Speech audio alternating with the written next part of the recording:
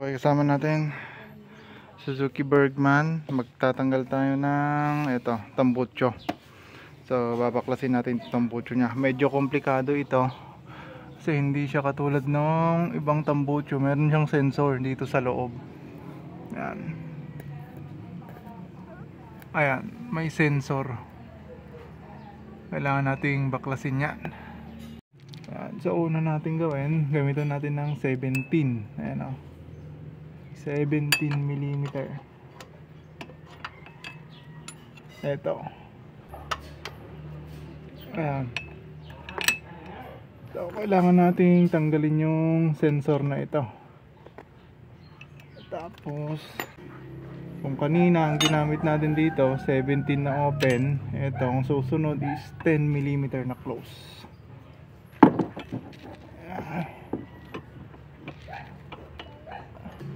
So counterclockwise lahat. Counterclockwise.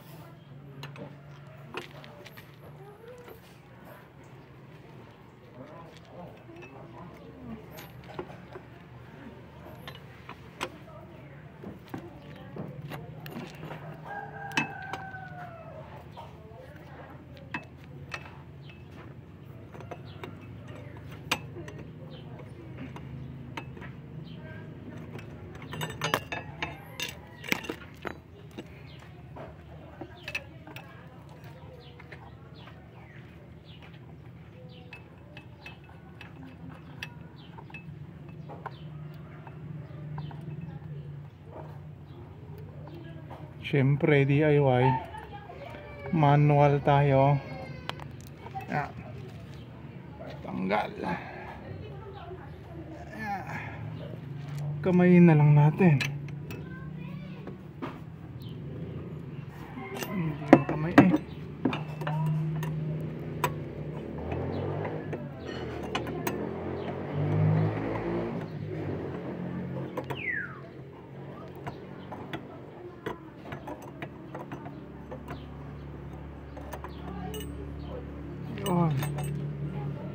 Pag okay na tayo sa ilalim, sunod natin itong dalawa.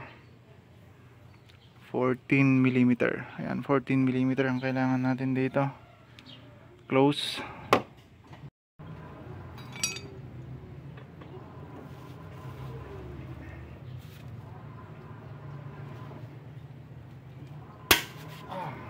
Medyo masikip.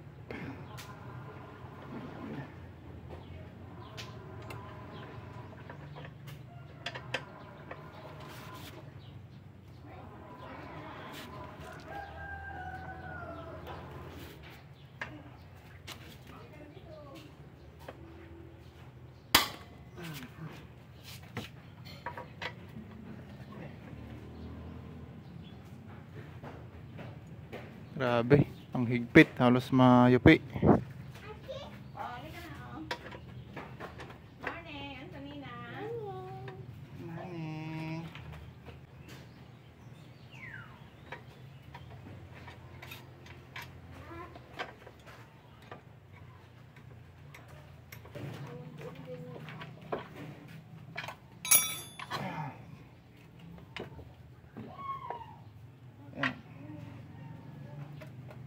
So ang kailangan lang natin na tools is open na 17 pantanggal dun sa sensor dito. Yan, 17 na open. Tapos kailangan natin ng 10mm, 10mm, 10mm dun sa dalawang bolts dito. Yan.